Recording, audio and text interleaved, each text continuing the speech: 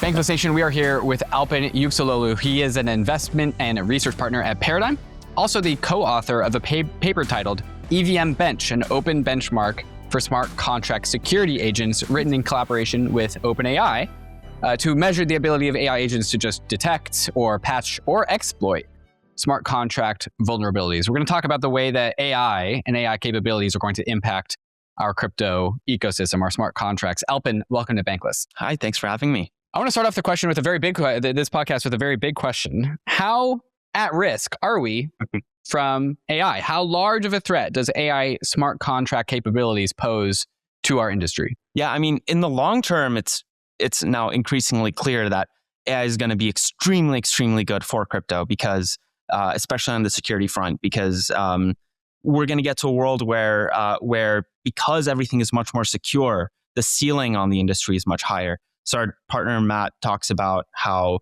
if you have a grocery store that's run by mom and pop, because they can't see everything in the store, there's a limit to how big they can get.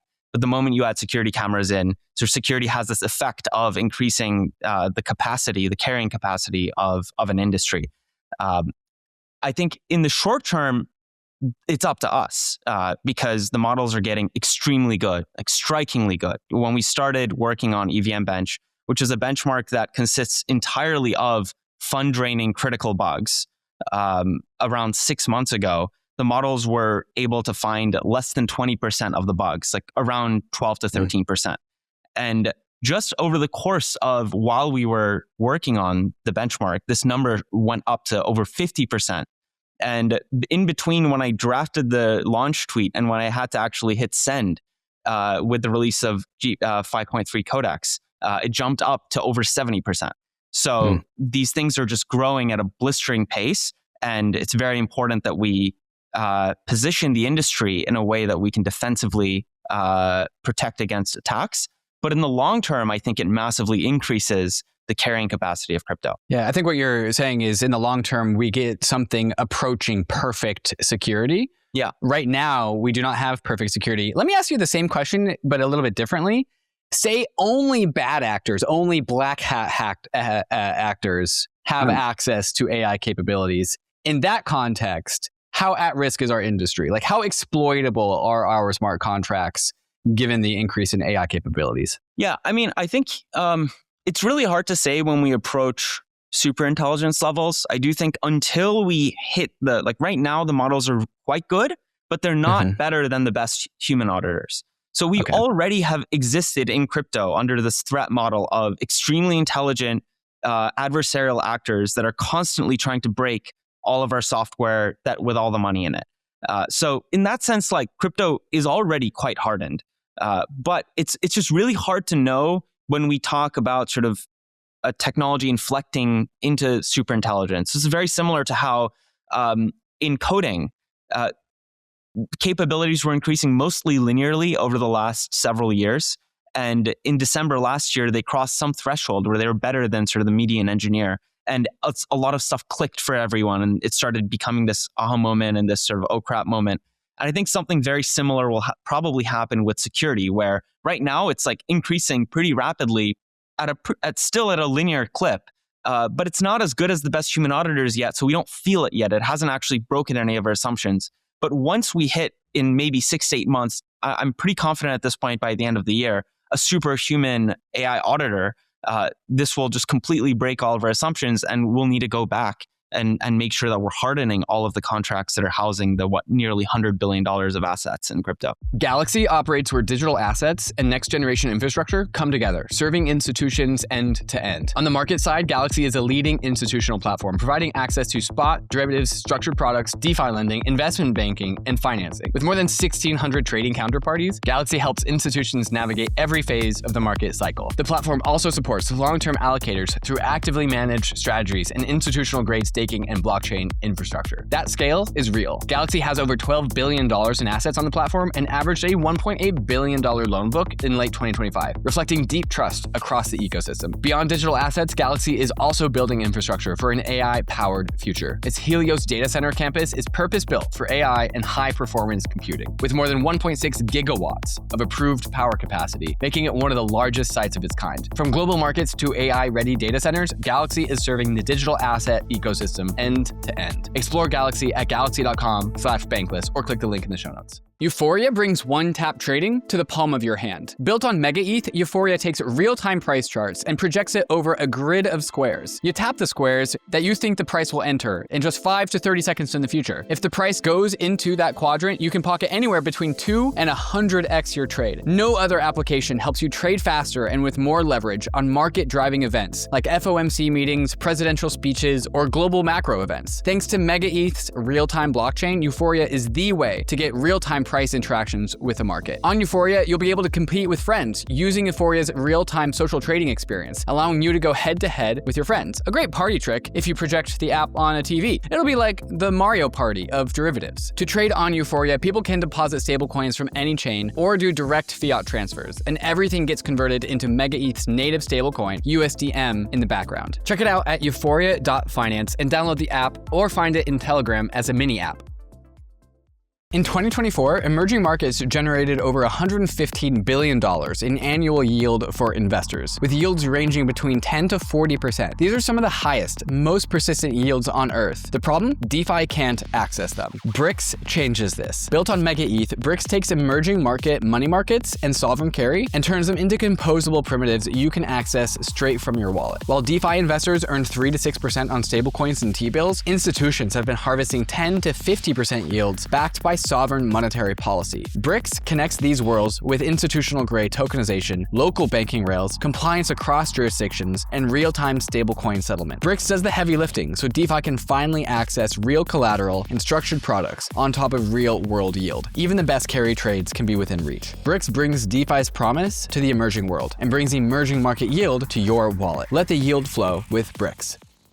Alpin, if we zoom out here, though, and we think about AI intelligence and its security capabilities and its bug detection capabilities kind of going exponential, and we think about a super intelligent AI, I don't even know how to think about security in general, because it can envision scenarios beyond human comprehension.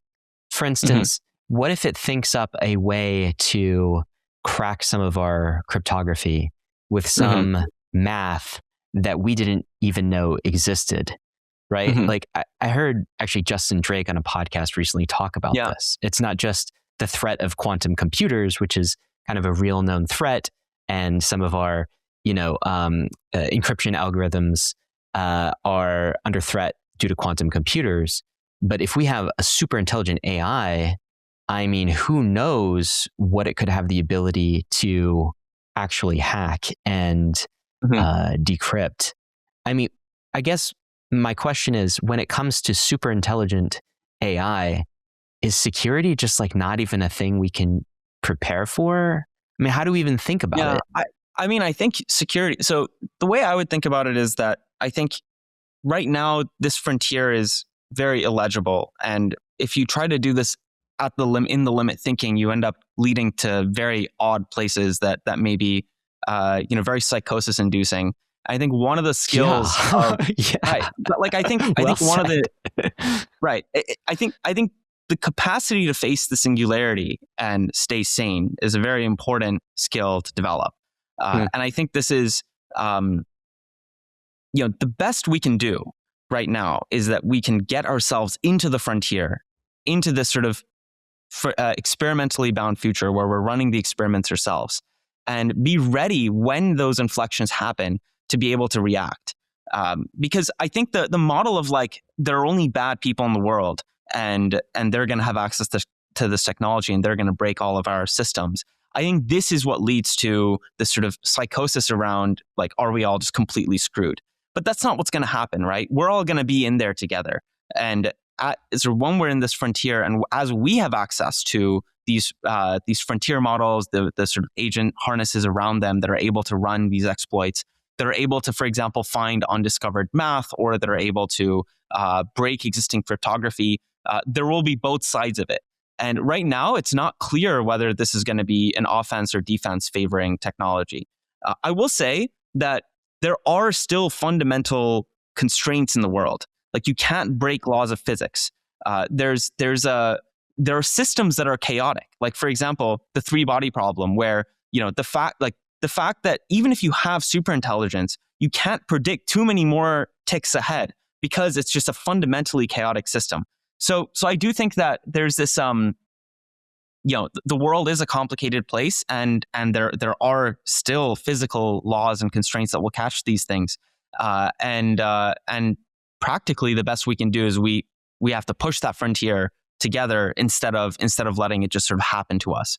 I think that's a fair point. There are physical constraints here, and super intelligent AI does not just mean like it could appear as a god to humans, but it does not give it godlike capabilities to break physical laws of the universe. Certainly, but actually, I want to dig into this because I got the sense that maybe you have some insight here, because I've been doing a lot of staring into the abyss of the singularity and trying to stay sane. And I don't quite have a knack for it. Like, sometimes I feel like I'm staring and I am feeling myself go a little insane. Like, I don't feel settled about it. Is there some wisdom you can share, just like a pattern or something that, like, I was starting to get out of what you just said. Well, maybe the key is to kind of take it a step at a time and don't think about the far future and the limit. Just maybe think about the next day, the next month, the next year. How do you stay sane when you stare at the singularity? I mean, I think the core point is agency, right? So Peter Thiel has this framing where acceptance and denial, most people relate to them as opposites, but in many ways they're the same thing, because both of them imply that you're sort of everything is out of your control. If you're fully accepting that something's going to happen, then you're not doing anything about it. And if you're fully denying that something's going to happen, you're also not doing anything about it. In that sense, I think both the doomers and the accelerationists are both wrong. And the real answer is that we have agency over these outcomes, and that you yourself can bend the arc of the future. And I think there's a lot of comfort in that, and a lot of stability in that, because if you believe that you have agency over the outcome, then somehow, like, you're still in control. Now, I will say that the current frontier, and like, I guess you can argue the frontier has always been experimentally bound, which means we don't know, like, we can't sit down and theorize about what is going to happen. Generally, the way that we're going to figure out how things are going to happen is by experimenting, and then by seeing the results. And these AI models, and also the current frontier of technology, is grown. It's not manufactured. It's much more organically evolved in a way that, like, we can't today really predict. So even just the like armchair trying to theorize about what's going to happen, it'll drive you insane, because you can't know. It's sort of it's not bound by your ability to algorithmically figure out the future. So you have to get in the trenches and try things. Yeah. There's some stoic acceptance, the fact that you can't know everything, and so you just have to let that go. And then there's also a belief in agency, and I guess an applied belief. I mean, how much of agency is just sort of a blind faith versus maybe like a practical faith of doing? How for someone listening in general that feels themselves looking at the singularity and it feels frozen, I guess, by like just like not knowing what to do, and doesn't feel like they have a lot of control and agency. Is that something that they can develop? Or is your advice, you just have to have faith. You just have to believe that you have more agency, and that will become self-fulfilling, and you will have more agency? I think so. Faith is good, but it's not a particularly agency-inducing headspace to be in. I mean, when we, for example, started having the thought that agents could get extremely good at exploiting smart contracts, which we're obviously heavily exposed to, about 8 months ago, we could have just sat down and been like, holy crap, like, are we screwed? Are we not screwed? Yes. What's like, yes. And like, right. And then it turned out like there's another path, which is, well, you can go figure out to what extent these things are at risk, and then also start making headway into the labs that are actually pushing this frontier, and maybe start getting crypto integrated into them, so that we can get into a position where as the fog of war clears, and as we start to see, for example, now that there are defensive measures that we can take, that we're in a position to actually exercise those paths. And I think there's something about like the doomerism, and also the general like in the limit thinking about the singularity and about superintelligence that is just like captures people, because it's like you can sit down and you can think about it for a long time, and it'll make you feel very strong emotions. But at the end of the day, like that's not going to be the thing that is actually like, you can go build things. You can go work with the people who are pushing the frontier. You can get in the trenches and you can start contributing. And the information you gain from that is going to be much more grounded than whatever one can come up with in their head. And this is, I think many of us in crypto are used to this, because a lot of crypto was like this for most of its history. It was extremely illegible. It was very hard to pin down exactly what the use case was going to be. And now we're starting to see, okay, we have this store of value use case. We have stable coins that are compounding at this monstrous rate year over year. The industry kind of gave birth to the whole market of prediction markets, which is sort of adjacent to crypto now, but it's just compounding at this insane rate. And 5 years ago, it would have been very hard to say this is exactly what's going to happen. And it took some level of some combination of faith and some combination of agency to actually go and build those things. And I think so culturally, this has been a very big anchor point for Paradigm, because our entire firm is built around building and researching alongside the investment. And so if you talk to anyone on the Paradigm team or in our orbit, like the sense of groundedness you get is anchored in the fact that we have consistent contact with the frontier. And there's comfort in that, there's stability in that, and there's agency that comes from that. I think it is worth understanding and reflecting on like the only reason why the singularity staring into the void is intimidating is because what all of these technologies are doing are providing everyone else with agency to produce the singularity in the first place.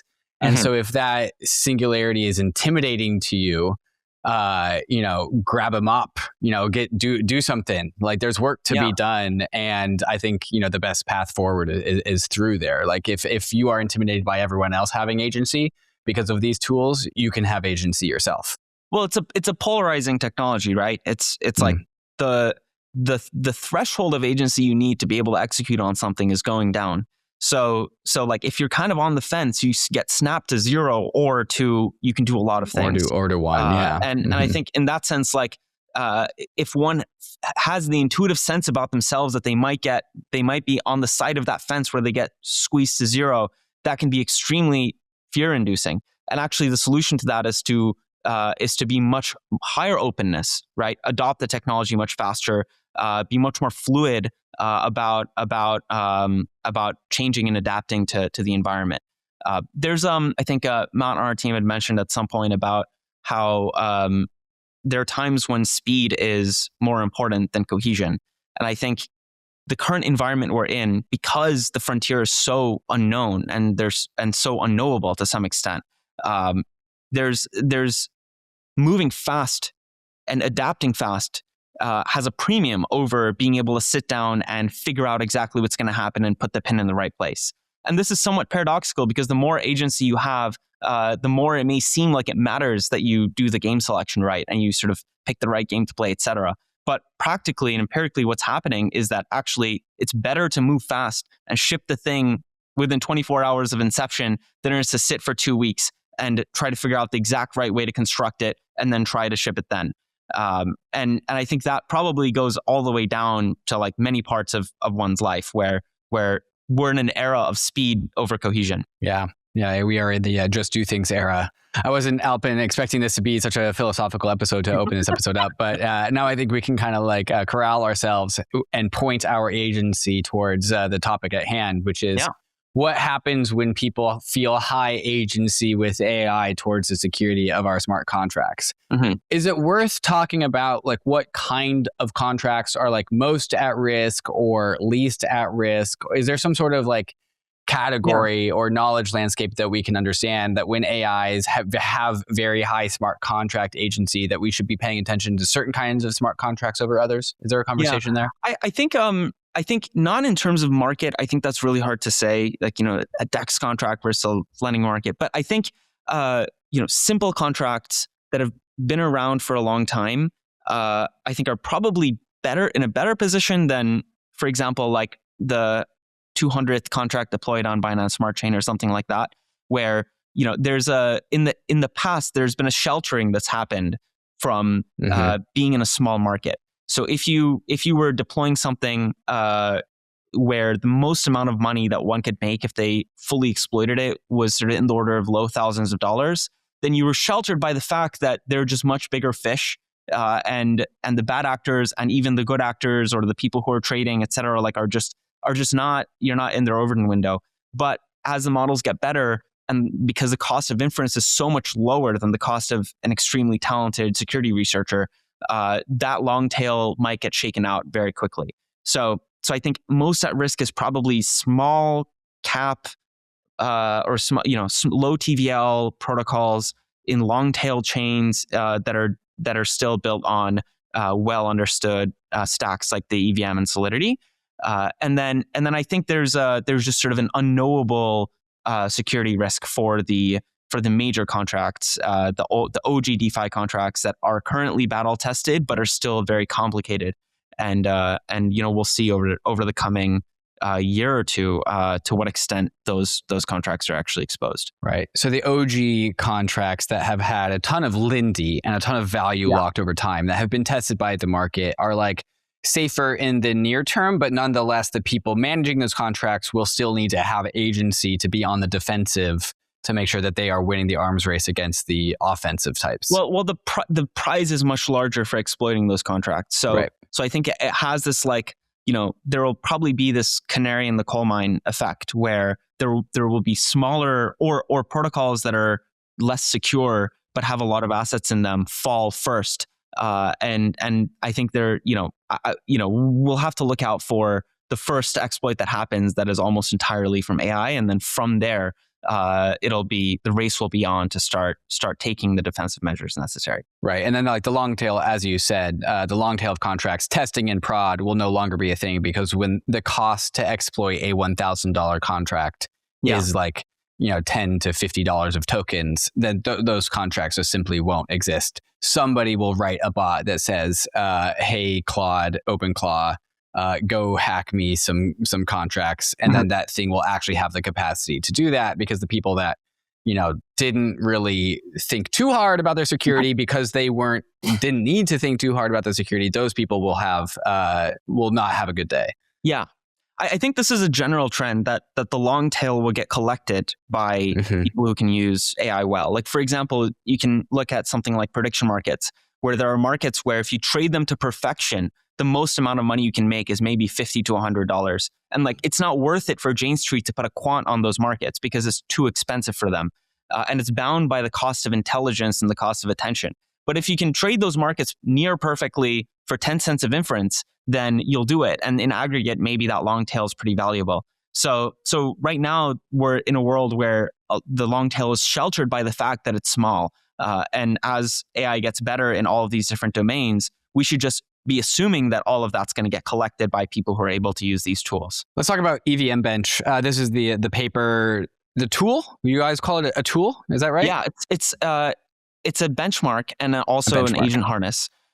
So we maybe had two releases in conjunction. The first evaluates the ability of an agent to exploit smart contracts, and then the second one is sort of an agent harness that is like similar to an auditing agent. So it can actually find the bugs. And obviously, the agent harness that we released is sort of not at the frontier of capabilities because we don't want it to be used for black hats. But we have a UI that you can upload any smart contract into that will do sort of a baseline check for bugs. Can you define harness? That I'm pretty sure that's a technical term that I think coders will be aware of, but I'm not. Yeah. So the core idea is the model labs will release these LLMs, right? So you'll have GPT 5.3, et cetera. And you can do the baseline test of like just prompt the model, just ask ChatGPT, hey, is there a bug in this contract? And then you, in addition to that, like you can, like let's say that gets you to X% on the benchmark. You can add a bunch of scaffolding around the model that says, hey, like for example, here is an EVM that you can test against. You can deploy a contract and actually run an exploit and see if you're able to drain the money. And it turns out that if you give agents these tools, this sort of scaffolding that they can sit in, they perform much better. So the harness is like similar to, basically it holds the agent, the model, and it gives it superpowers that are specialized to the task. Now, the interesting thing on the current arc of AI is that most of these tools that we add in flake off with time, because as the model gets better, it just absorbs the harness. The core example being how at the beginning of Tesla's fully self-driving development, which Karpathy talks about, the majority of the code was hard-coded and handwritten, and very quickly it started ramping up to now I think over 50% of it is actually just the model. There's no like they removed all the C++ code that was like saying if X then Y, and the model just figures out a way to do it. So right now we're the agent harness quote unquote is in the if X then Y like hard-coded tools that we're adding in to give it these capabilities. But probably in the fullness of time it'll get absorbed by the agent as it gets better. I see. So like the harness is kind of like a bootloader to get it started, but then eventually data will take over. Data and experience will take over the actual internal like operations of the machine. Yeah, exactly. Yeah. Okay. I mean, right now the harness is super valuable in like very counterintuitive ways. Like for example, it turns out that just giving an agent the ability, like an environment to test against, even if it barely uses it, leads the agent to think for longer and for to try harder and thus get better results. So it's like there's still so much low-hanging fruit because the agents themselves are not fully well parameterized and calibrated yet. But yeah, I mean, definitely we'll get to a point in time when the next version of Codex or Opus will be able to just spin up an EVM on its own, and we won't need our harness for it. Okay, so what does the tool actually do? Is the tool the thing like the agent doing the exploiting or doing the patching? Or is it just the benchmarking? Like, talk to me about the actual utility here. The core release, the core thing that we want to get out in the world is the benchmark. It's how good are the models at exploiting smart contracts.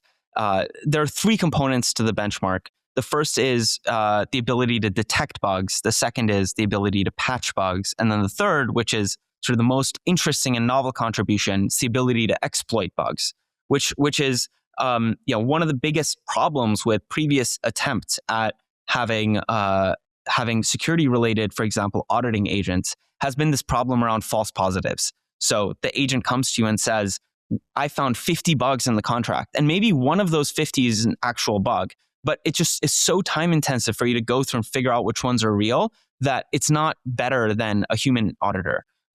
And what we did in this sort of in the exploit component of the benchmark is we leaned on the fact that crypto is verifiable, and we used this production grade EVM environment where we load in a bunch of chain state and we set up a bug environment and let the agent try to exploit it. We leaned on this to lower the false positive rate down to basically zero. So it got to a point where if the agent tells you that it found a bug, it literally has a proof of concept that it can exploit against. It can run against a production grade EVM environment and drain money from a contract. And this is sort of the core breakthrough of the paper is that there's a verifiable environment that actually leads to a very low false positive rate. That's the actual benchmark, is like you guys have established like you guys can actually measure the thing effectively. Yeah, exactly. Because otherwise, if someone says, oh, we found all of these bugs and we got 90% on this benchmark, you don't know what it means because you have no way of knowing if half of those are real or fake, right? So the verifiability ended up being very important. I think this is one of the reasons why models are going to get extremely good at crypto very fast, because basically you can slice the future related to AI into two categories. One is the verifiable stuff, and the other is the unverifiable stuff. And the verifiable stuff is very easy for the models to learn because they have a very clear training signal and they know exactly when they got it right. And they can just keep running at that and improve and climb that hill. Whereas the unverifiable stuff, it's like you don't know, there's no test. You don't know if you got it right or wrong. So it's like, are you good at writing a poem? Is your joke funny? Like these are very difficult for the models to get good at. And if you were to just take the whole universe of code and look at which pocket was the most verifiable, you probably would end up with a pocket that's almost entirely crypto, right? The whole substrate is based on the concept of being verifiable, which means that with very little data, even though there isn't that much in the form of contracts, there isn't that much in the form of like no crypto people are in these labs generally, or very few. The models have gotten extremely good because it's so verifiable. And also just as the models get better, like for example, Gemini famously learned an entire language just in context. So as the models get better, the amount of data you need might be lower. So I think the general trend and trajectory of these models are going to get extremely good at crypto extremely fast. I think we can bet on that. So when the EVMBench paper says something like top models are going from 20% to over 70% exploit rate, something like the newest ChatGPT codex, what does that mean? 20 to 70%? Like 70% of all smart contracts it comes in contact with, it can exploit? Like what does that mean practically? Yeah, practically it means we collected all of the historical fund draining critical bugs from open audit contests like Coderino. Right. So the set of so the bugs that are found are not like, you had the small issue where maybe like someone could have frozen the contract for a day or something like that. It's much more, you could have drained money from this contract if you found this bug. And the 20% initially, or less than 20% initially, meant that if you took a frontier model and you put in front of it all of the hardest audit problems after its knowledge cutoff, it would not be able to find the vast majority of them. And by the end of the benchmark, it meant the over 70% means that if you just reran Coderino and instead of GPT-4, it had GPT 5.3 codex. 5.3 codex would have found over 70% of the bugs, the critical fund draining bugs that human auditors found. So throughout our history of human audits and finding bugs, it would have found 70% of those. Of the critical ones, with some constraints, like for example, we didn't go all the way back in history. We started at past the knowledge cutoff because we want to avoid contamination. I see. So this kind of gets you a rough benchmark of like basically ChatGPT 5.3 codex is like 70% as good as all of the human auditors out there. Something like that. Something like that. Although these things are highly nonlinear. Like for example, there are dumb bugs that can lead to losing all the money in the contract, but are actually not that hard to find. So that's why I think there's more in the paper that is notable about the fact that there wasn't just like one trick that the model figured out and like got to 70%. It wasn't like all reentrancy, right? This is a very diverse set of bugs that it was able to find. But yes, it's like fundamentally the models are getting very close to being as good as the best human auditors. One thing that's fascinating about having a benchmark is then like it seems like all the frontier labs love to compete for benchmarks, winning benchmarks, right? Humanity's last exam. In fact, they almost like game some of the training towards these benchmarks. And so if you have an attractive benchmark that kind of propagates even like socially to all of the frontier labs, then it seems like it provides some sort of social incentive to have them perform and train in order to compete against one another to exceed each other on those benchmarks. Is that kind of the flywheel you feel like has been set in motion with EVMBench? I think it's an important. Maybe the zoomed out point is that crypto in its history has been very stigmatized and very illegible to the AI labs. So the fact that there hasn't already been a massive push for crypto-related evaluations is kind of absurd, because the labs currently today are entirely bottlenecked on evaluations that are verifiable and economically important. And crypto ticks both of those boxes. So I think it took Paradigm pushing a little bit of our weight around to get this through into the labs.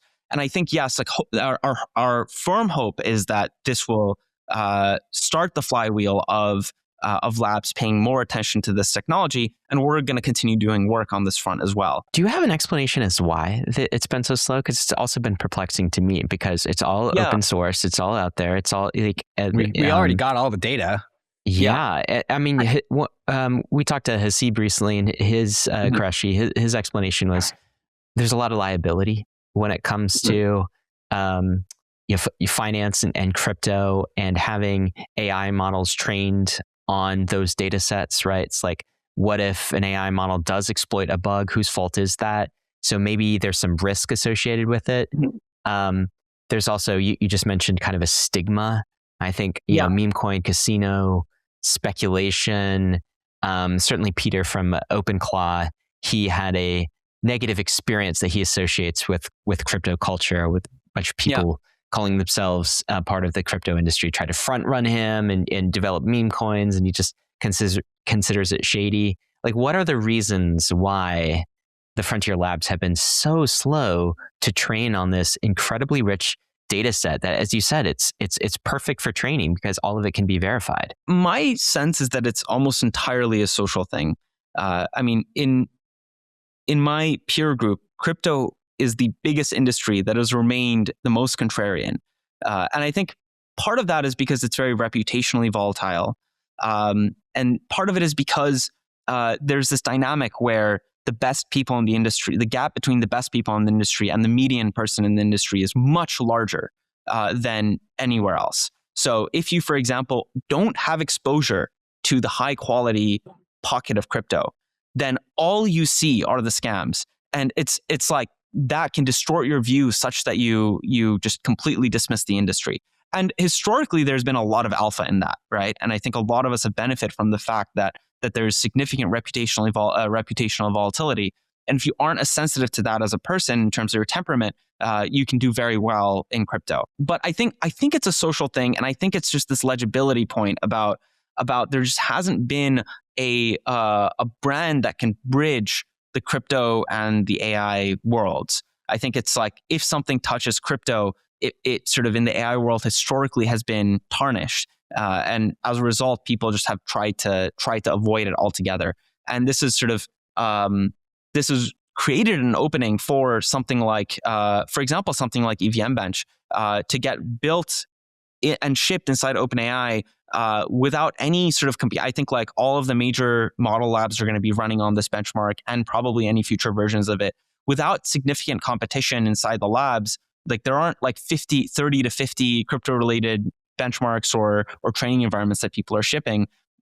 In some sense, it's actually agency inducing for us because they'll just defer to the crypto industry to just figure out what's valuable for them.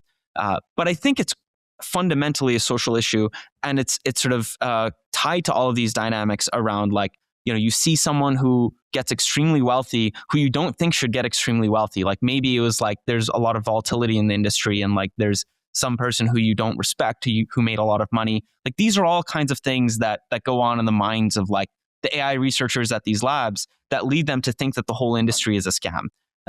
And you know, obviously, this has made it an incredible environment to be investing in crypto because it's just not in the Overton window of anyone in the Valley. But I think that's the core dynamic. Interesting. So we know bots, these AI LLMs, they are very good at writing code. It's like the first thing that they got good at. Is that the same? Is it also true with writing EVM code? Is there a gap there between writing the rest of the world's code and EVM specifically? Yeah, I mean, historically there has been, and part of the reason, you know, one component of what motivated us to start this work was the realization, like, man, these models are so good at Python and so bad at Solidity and so bad at, for example, like Solana related code, honestly, anything that touches crypto. And part of my expectation at the time was that we were going to have to go like crowdsource a bunch of data from the industry and like spoon feed it into the labs to get the models really good at this. But it turned out that because the substrate is so verifiable, and also because there's sort of generality in these models, they ended up getting quite good much faster than we expected with much less input than we expected. So there's this dynamic where if you teach a model a poem in English and then biology in Spanish, it figures out how to write a poem in Spanish, even though you never described how to write poetry in Spanish to the model. And I think that kind of dynamic is happening here as well, where it's sort of like quote unquote learning the language of crypto without as much direct training data. And also just because very hard to underrate the verifiability of the thing, right? Most software is hard to verify. You need human labelers to go in and check, is this thing correct? Is it running? Kind of the only threshold of verifiability you have is, does the program compile and does it pass the tests? But the tests need to be sort of written by a human, right? You don't have this notion of like, we have a bunch of state, we can make assertions about the state. We can, for example, send a model on a new contract, on a new EVM that's never seen before, and make assertions about whether it's able to quote unquote drain money from it. Like those concepts all would have otherwise needed to be hard coded into the program. But because it's crypto, and there's so many standards, it's verifiable, and the models are just ramping up really quickly in capabilities. Okay, so do you think that this right now is the time that the floodgates of crypto data to train these models, that is now starting to open and going to be opened? And if so, what types of capabilities do you expect future models to kind of drop? I mean, will they have skills and I guess personas, connectors directly for crypto within some of the core LLMs, or what types of developments are you looking forward to? There's a reason we started with security and not sort of general programming capabilities. It's because it has this very nice shape of, it's extremely economically valuable. It's extremely sort of intelligence bound, right? It's like it's intelligence bound, and it's very easily verifiable. So we know when an exploit has happened. So security capabilities, I expect, will develop very quickly. And then we've talked about sort of all the implications of that. Other crypto-related capabilities, I think, for example, things in the domain of mechanism design or around market-related developments, like what is the mechanism for an exchange? If you have a market of agents, right? What is the best way through which they should coordinate with each other? These are, I think, open, fertile soil. And then, of course, you can go down to the protocol layer, right? You can say, well, how does a model land a transaction on the Ethereum blockchain? There's a security side at the Ethereum client level, right? Or at the protocol client level, where sure, maybe there are $100 billion of assets sitting in an open source smart contract, but there's way more than that in ETH and Sol market cap that can be exploited if you're able to find critical vulnerabilities in Geth, Reth, etc. So I think going down into the protocol layer is going to be important. Model capabilities around MEV and sort of extractive tactics, I think that will have the same effect as long tail hacks, right? There's a bunch of stuff on chain that you can just collect if you're able to do the end-to-end process of figure out alpha in the market, construct a trade and underwrite it, and then submit the transaction and land it on chain reliably. These are all things that actually the models are not that good at right now, but they will get good at really quickly. And all of that does seem long-term good for crypto. However, the here and the now and the short term, like when we read in the EVMBench paper that top models are going from to over 70% exploit rate, I'm not sure whether to feel good about that or bad about that, because it sort of depends what the intent is and who is harnessing it. So if it's whitehat, that's great. I mean, that improves our ability to find bugs and exploits before attackers do. However, if it's Blackhat, that's not great because it improves their ability to find these before we do. So it depends, I guess, with this tool set, it depends who is using the tools and the intent behind them as to whether it is short to medium term, bearish or bullish. I guess one thing it does is it does seem to inject some variance and uncertainty into the market. And I'm feeling that everywhere with AI right now. It's just like, it could be really good, it could be kind of bad, but one thing it's not going to be as boring. It's going to be highly variant outcomes. I guess when you think about the capability that is being unlocked here and the ability for LLMs to detect exploits, is that good or is that bad for crypto in the short to medium term? Yeah. Well, I mean, you mentioned in the long term, crypto's positively levered to almost all of these developments. And as models get extremely good at security, this will raise the ceiling for the whole industry.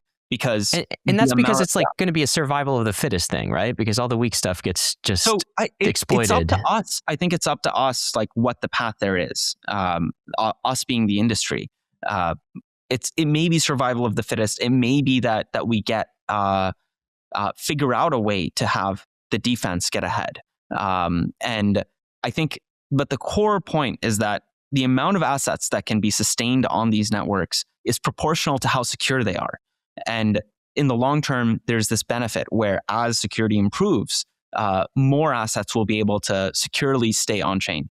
Now, in the short term, I think this is one of those things where it's in our hands, right? I think it's bound by the industry's agency on the best way to handle this. We don't know, like if we just let the clock play forward, there's a lot of uncertainty. We don't know exactly whether the attackers, the black hats will get capabilities before the white hats do. But we also are active participants in this market, and we can bend the arc of this such that, for example, we make sure that if there are frontier models or unreleased models, or there are new developments in security relating to AI, that we get this into the top protocols. One version of the world that you can imagine in the short to medium term is that you always have every single contract being scanned by both adversarial actors and defensive actors 24/7. And when there's a bug that's surfaced, whoever catches it first sort of will react accordingly. And then in that world, it is just kind of more of a race between the good guys and the bad guys. And I think we have a pretty great hand in terms of making sure that the good guys have the lead in that race. At the end of this, once all of the the weak contracts have been exploited, or we've beefed up security enough such that they're not exploitable, I guess that gives us an incredibly hardened financial system for the world, something that's ultra secure. Security. There's almost like it's close to perfect, right? It's like how many nines? I mean, it's maybe like 4 nines, 5 nines. And it almost creates kind of a barbell model of a security for the world for financial assets. Like the most secure financial assets will probably be in this dark forest environment, like on-chain. How do we know that? Because the world has thrown everything it can at it, including our most intelligent LLMs, and it's still there. It's still standing, right? Hasn't been exploited. So that'll be one side of the barbell. The other side, honestly, is things that are completely outside of the digital world altogether. Like a clump of like a bar of gold or something that digital gold and LLMs can't actual come gold. Right. And then everything in the middle will be pretty exploitable, pretty insecure. I wonder if that's what is on the horizon with our world. Yeah, until the LLMs figure out how to synthesize gold, right? It's right. And send the robots after the gold. Right. I think that, I guess that makes sense. And I think that barbell view of the world might be how things play out. I guess the way that I relate to crypto as an industry and also as a technology is that if you start from the first principles vantage point of, let's say you want to do payments at the speed of light, right? Like I want to send you, Ryan, money from America to Europe or some other part of the world. And I send it as fast as I send an email. And the problem that you have there is that you don't know if I also sent that money to David, right? You have this double spend problem. And this was what Bitcoin solved, and it got the time for that transaction down to about an hour. And since then, we have had successive developments that have increased both the speed of these transactions and the expressivity of these transactions. And I think that in that worldview of this is not just some path dependent thing that happened, that the crypto industry emerged the way it did. And that actually this is, if you were to play it forward from first principles, that this is how it has to be. You end up in this conclusion where, if you have agents that want to move at the speed of the internet, and the current banking system was, created before cars were invented, that those agents are going to discover the crypto rails as the right way to transact. And I think there was a concern maybe like 6 to 8 months ago, definitely for me, where it was not clear if the agents would get good enough at crypto-related software, for example, for them to be able to discover the current rails, and maybe they'd have to reinvent them from scratch. But over the last 6 to 8 months, as we've been working on this work with OpenAI, it's become increasingly clear that one, there are extremely strong network effects inside of crypto, and two, these agents are able to just learn, they just want to learn these verifiable things, and crypto is very high on that list. So at this point, I think I've become extremely, extremely bullish on crypto as a substrate for these agents, and I think it's sort of an open game. Who in crypto is going to win that? But the shape of the technology fits it perfectly. The EVM is by far the most common programming language, programming environment in crypto, Solidity being the most common language. And then there's some long tail languages like Cardano's, like Haskell, for example. And as we know, AI loves data. The more data an AI can get on, the better it can be. What do you think this network effects around environments, how does that play into AI? Is the EVM going to be the favorite environment for AIs to work in? Does Solana's, what's Solana? SVM. The SVM. Does Solana's SVM also cross the threshold, or maybe the threshold thing is a false illustration? What do you think? I think it's actually very hard to say. And currently the ball is in there. We don't know. Part of the reason why, I can point to some of the bottlenecks we had while we were developing EVMBench, where we also have actually started work on a Solana related component of it.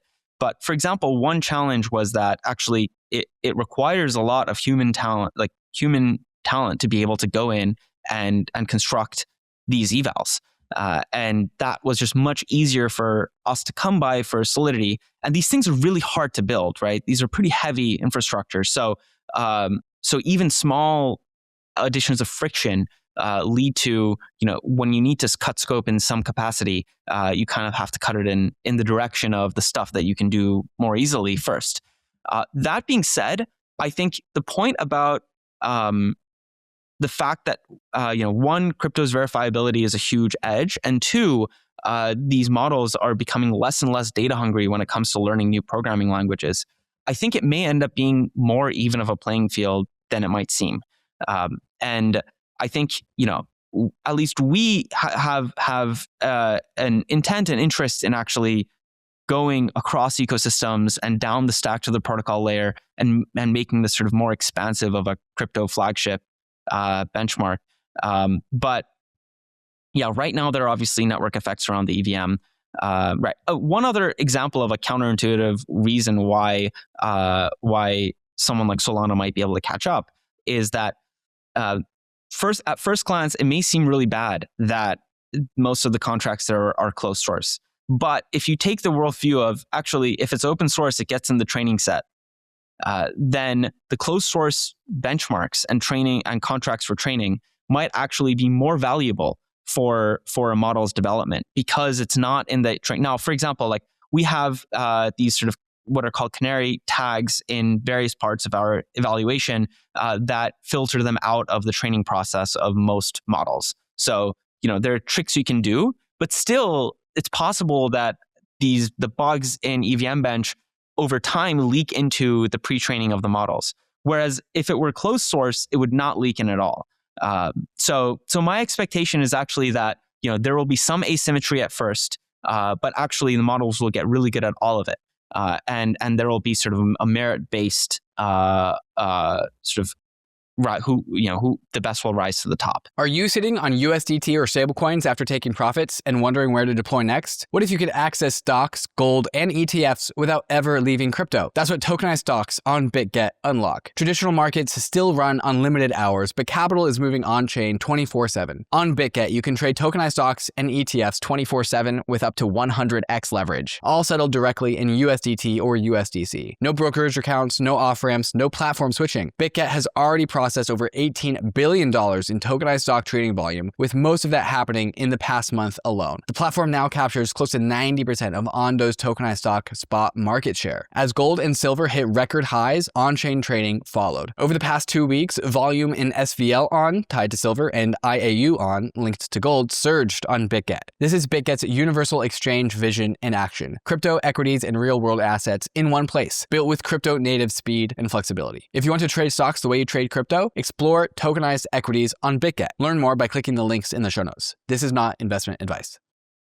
Few people in crypto put real skin in the game when they make public top or bottom calls. The DeFi report is one of them. The week before the October 10th flash crash, Michael from the DeFi report emailed his entire newsletter saying he's going aggressively risk off and sold the majority of his book from crypto into cash. This is when ETH was about $4,000 and Bitcoin was $110. Michael runs the DeFi report, an industry-leading research platform built on data, cycle awareness, risk management, transparency, and most importantly, skin in the game. We like Michael at Bankless. We like his analysis, and that's why you hear him on the Bankless podcast about once a month. And the DeFi report is giving Bankless listeners 1 free month of access to the DeFi report. So if you're looking for some sharp, data-driven analysis to make better informed decisions around your portfolio, you can learn why and how Michael called the top and what he's doing next, all in the DeFi report Pro. Check it out. There is a link in the show notes. Ethereum's aspiration is to formally verify its entire end-to-end tech stack in the fullness of time.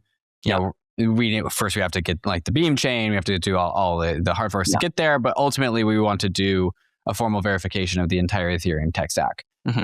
AI-based formal verification.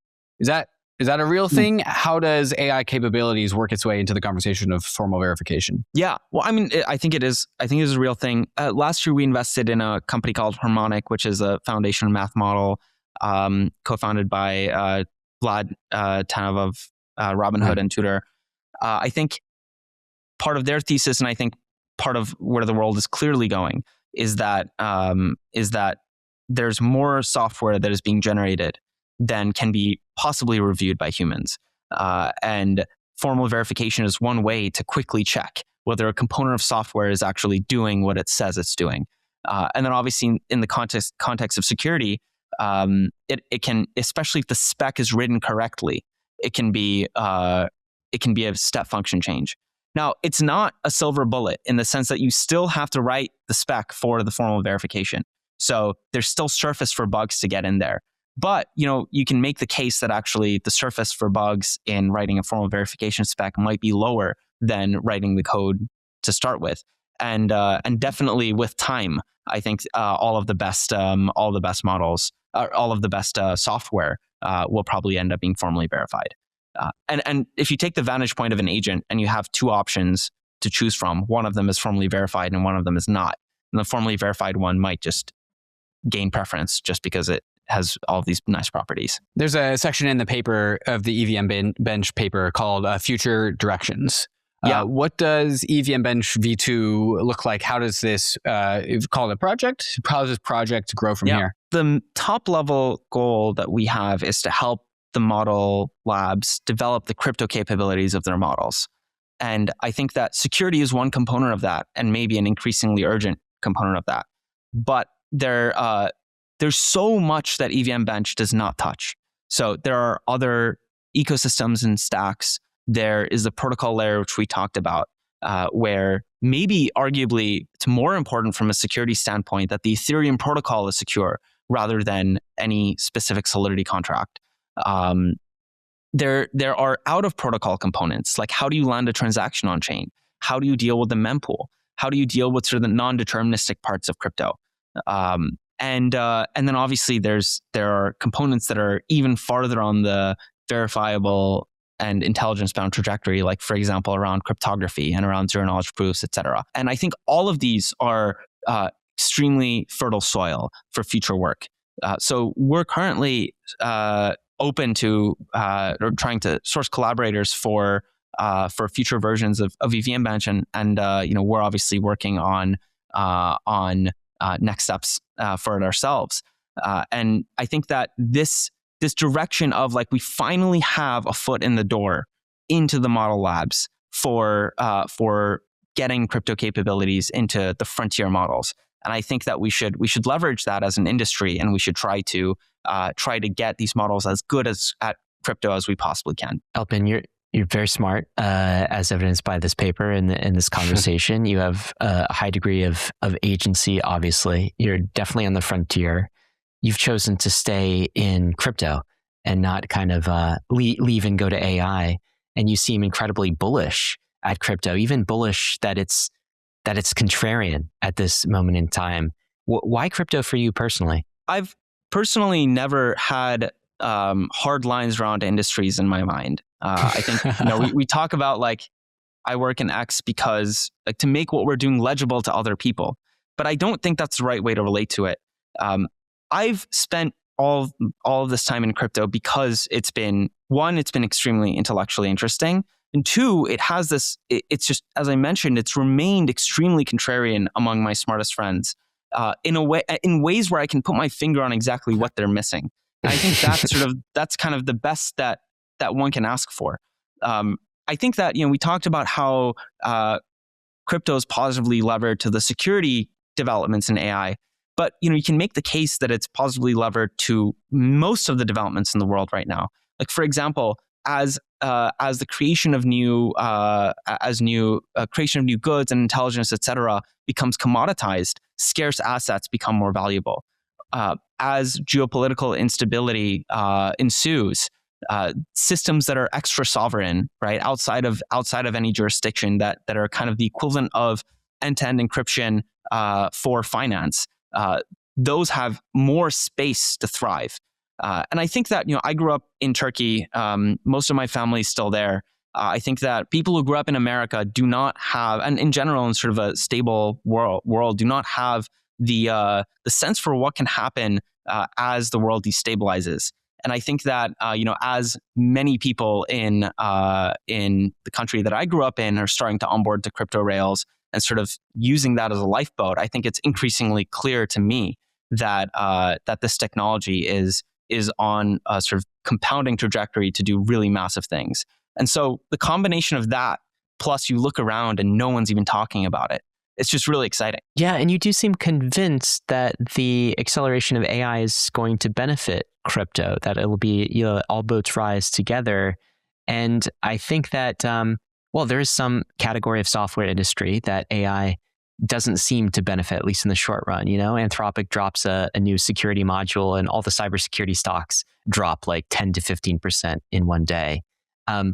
Why are you so convinced that AI's acceleration will be beneficial to crypto? It's not, obviously, nothing is guaranteed right now. I think if we let everything run its course, it may be bad for crypto. It may be good for crypto. We don't know. I guess the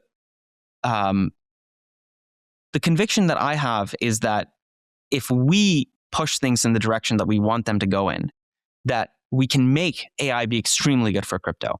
And also, I think there's the component of this where I do strongly believe that if you were to rederive all of this from first principles, you end up in a place that's very similar to where we currently landed with crypto. I just think that for all the reasons we've talked about, that for fundamental reasons, crypto is extremely good for AI, and AI is extremely good for crypto. So I think that nothing is guaranteed, and we still have to exercise our agency. But I think for all the reasons we've discussed so far, it's like pretty clear to me that these things are going to converge in a positive way. Well, let's end a note on high agency and conviction. Alpin, thank you so much for joining us today. Cool. Thanks for having me. Got to let you know, Bankless listeners, of course, none of this has been financial advice. You could lose what you put in. Hopefully, an LLM out there, a white hat, is protecting it. We're headed west. This is the frontier. It's not for everyone, but we're glad you're with us on the Bankless journey. Thanks a lot.